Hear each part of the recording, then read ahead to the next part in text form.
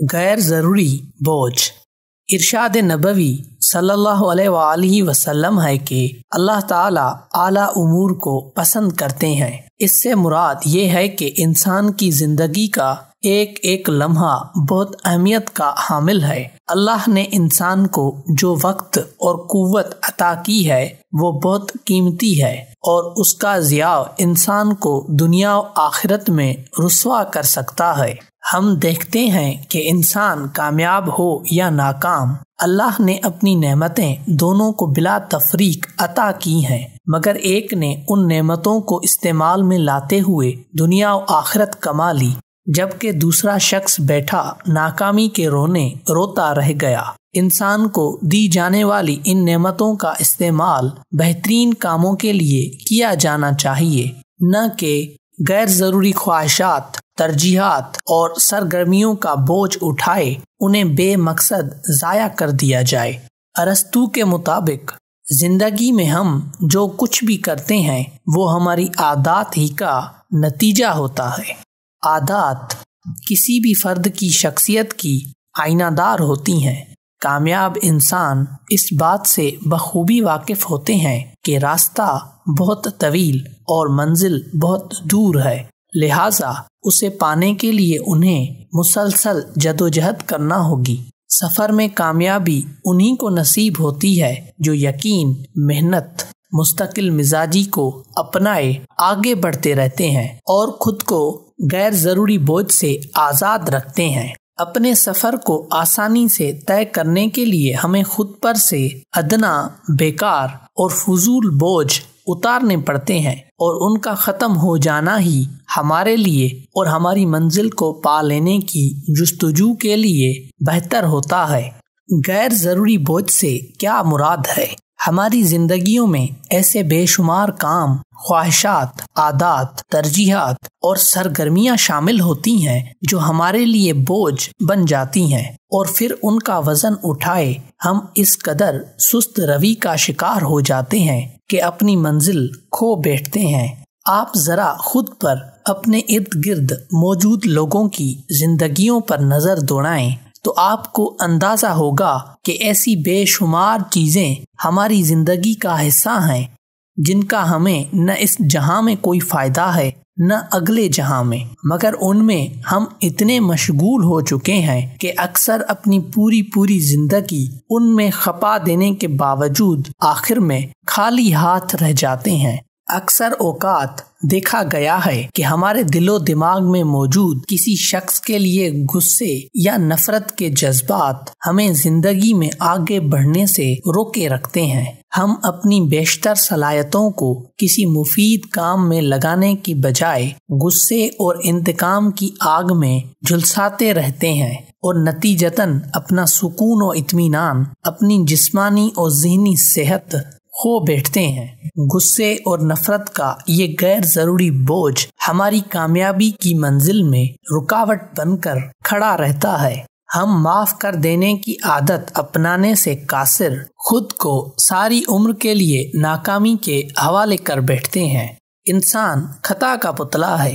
ہم بہت سی غلطیاں کرتے ہیں اور پھر ان سے سیکھ کر آگے بڑھتے ہوئے کامیابی تک پہنچتے ہیں۔ یہی غلطی اگر ہمارے علاوہ کوئی دوسرا شخص کر بیٹھے، ہم سے کوئی برا سلوک، برا رویہ اپنا بیٹھے، تو ہم دلوں میں روگ پال لیتے ہیں۔ کسی کے ہمیں برا کہہ دینے یا سمجھ لینے پر ہم نہ صرف خفگی کا اظہار کرتے ہیں بلکہ اکثر بدلہ لینے کی طاق میں لگے رہتے ہیں۔ یہ بدلے کی عادت آگ کی طرح ہمارے دلوں کو جلائے رکھتی ہے۔ آپ ذرا غور کیجئے، آپ یا میں روزمرہ کی بنیاد پر نہ جانے کتنے گناہ اور کتنی نافرمانیاں کر گزرتے ہیں، اور ہمیں اس کا احساس تک نہیں ہوتا، مگر رب کائنات نہ تو ہمارا رزق روکتا ہے اور نہ ہمیں ہماری غلطیوں پر فوری پکڑتا ہے۔ وہ چاہے تو سزا کے طور پر کیا نہیں کر سکتا، اور کون ہے جو اس سے سوال کر سکے، مگر وہ رحیم ہے۔ وہ ہماری تمام غلطیوں کے باوجود ہمیں معاف کر دیتا ہے اور ہمارے لیے آسانیاں پیدا کرتا ہے۔ اگر ہم چاہتے ہیں کہ خدا ہمیں معاف کر دے اور ہمارے لیے آسانیاں پیدا کر دے تو ہمیں بھی دوسروں کو معاف کرنا ہوگا۔ یہی وہ معاف کر دینے کی عادت ہے جسے کامیاب لوگ اپنا لیتے ہیں۔ وہ اپنا وقت فضول باتوں اور ناراضگیوں میں ضائع کرنے کے بجائے معاف کر دینے کو پسند کرتے ہیں، اور ان کا یہ عمل، یہ عادت ان کے دل سے بدلے کی آگ کو ختم کر دیتی ہے۔ ہم میں کچھ لوگ ایسے بھی موجود ہوتے ہیں جن کی طبیعت اکثر اداس اور پریشانی سی ہوتی ہے۔ اداسی، گھبراہٹ، پریشانی، یہ تمام کے تمام انسان کے عام احساسات ہیں، مگر ان احساسات کا ضرورت سے بڑھ جانا ایک بوجھ ہے جو کسی بھی انسان کو وسوسوں کا شکار بنا کر زندگی میں آگے بڑھنے سے روکے رکھتا ہے۔ بعض اوقات انسانی پریشانی کی وجہ بہت واضح ہوتی ہے اور اس کا حل کچھ تگ و دو کے بعد نکال لیا جاتا ہے، جبکہ بعض اوقات انسان ایسے وسوسوں اور پریشانیوں میں مبتلا ہو جاتا ہے کہ جن کا حل انسان کے پاس نہیں ہوتا۔ ایسی تمام پریشانیاں اور وسوسے بوجھ ہوتے ہیں۔ اس بوجھ سے نجات حاصل کرنے کے لیے خود کو پرسکون کرنے کی کوشش کیجیے۔ قرآن مجید میں اللہ تعالیٰ فرماتے ہیں، بے شک دلوں کا سکون اللہ کے ذکر میں ہے۔ میرا ماننا ہے کہ خود کو پریشانیوں سے آزاد کرنے کا بہترین ذریعہ خدا سے گفتگو کرنا ہے۔ بے شک خدا سب جانتا ہے، مگر وہ آپ کو سننا چاہتا ہے۔ آپ اسے اپنا دوست بنا لیں، اپنے دل کی ہر بات اس سے کہیں، اس یقین کے ساتھ کہ وہ ذات آپ کو کبھی تنہا نہیں چھوڑے گی۔ وہی آپ کے لیے راستے بنانے والا ہے۔ اپنی تمام تر فکروں، پریشانیوں کو اللہ پر چھوڑ دیں، اس یقین کے ساتھ کہ وہ سب سنبھال لے گا، اور خود کو اس بوجھ سے آزاد کر لیں۔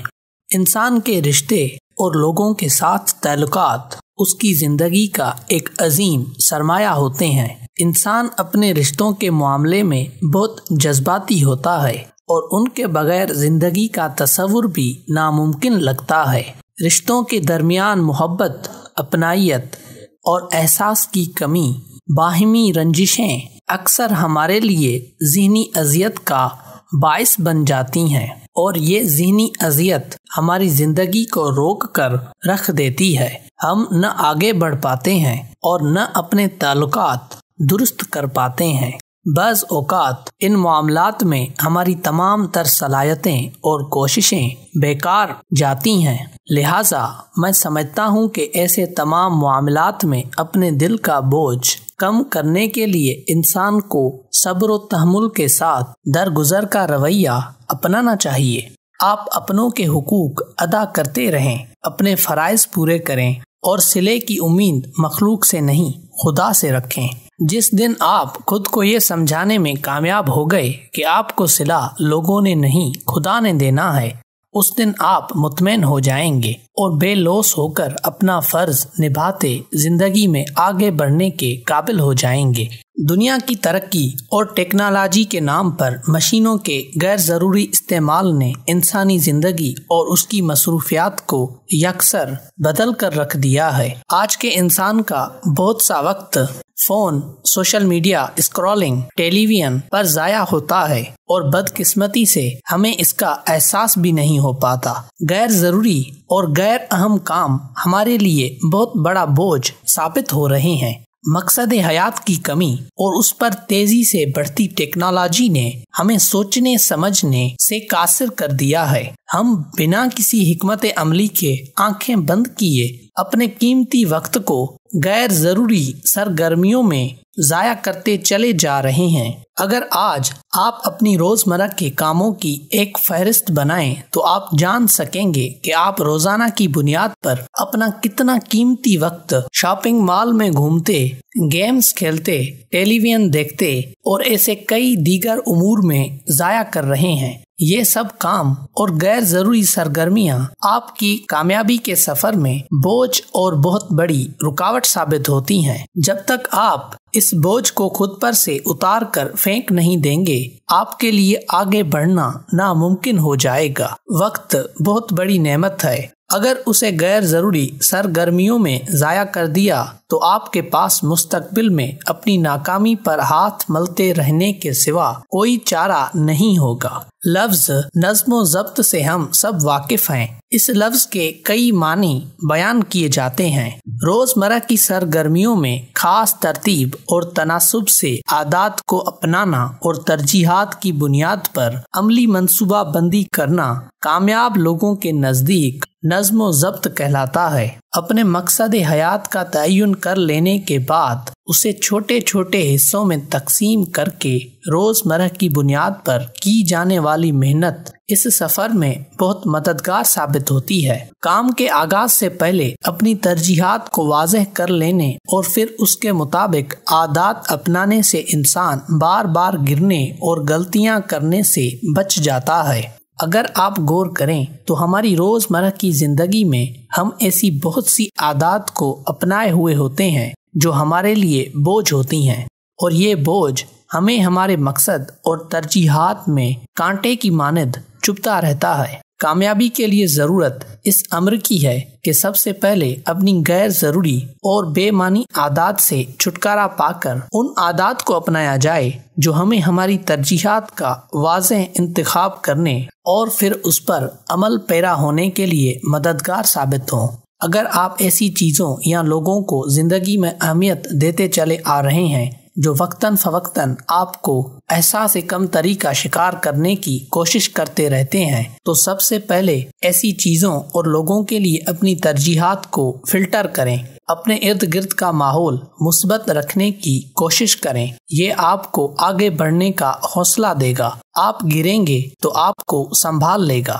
یہ تمام بوجھ جن کی ضرورت اور اہمیت نہ دنیاوی ہوتی ہے نہ اخروی، یہ ہماری منزل تک جانے والے راستے کو اتنا کٹھن بنا دیتے ہیں کہ ہم میں سے اکثر لوگ ان کے آگے ہار مان کر بیٹھ جاتے ہیں اور ناکامی کو اپنا مقدر مان لیتے ہیں۔ اگر یہ بوجھ خود پر سے اتار دیا جائے تو نہ صرف راستے آسان ہو جاتے ہیں بلکہ منزلیں قریب محسوس ہوتی ہیں۔ کامیاب لوگ اپنا وقت غیر ضروری بات اور عادات پر ضائع نہیں کرتے۔ ان کے پاس اتنا وقت ہی نہیں ہوتا کہ وہ طرح طرح کے لوگوں کی باتیں سن کر انہیں جواب دیں یا اپنی صفائیاں پیش کرتے رہیں۔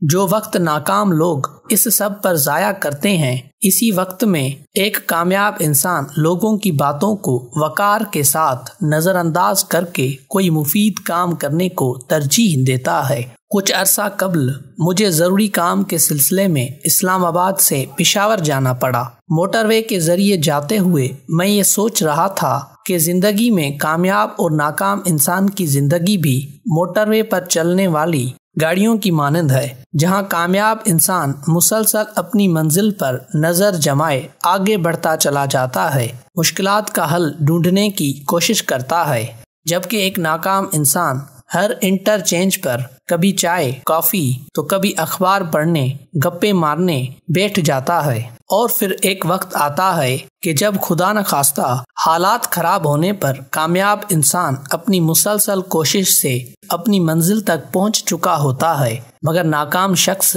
کسی انٹرچینج پر بیٹھا پریشانی کے عالم میں ہاتھ ملتا رہ جاتا ہے۔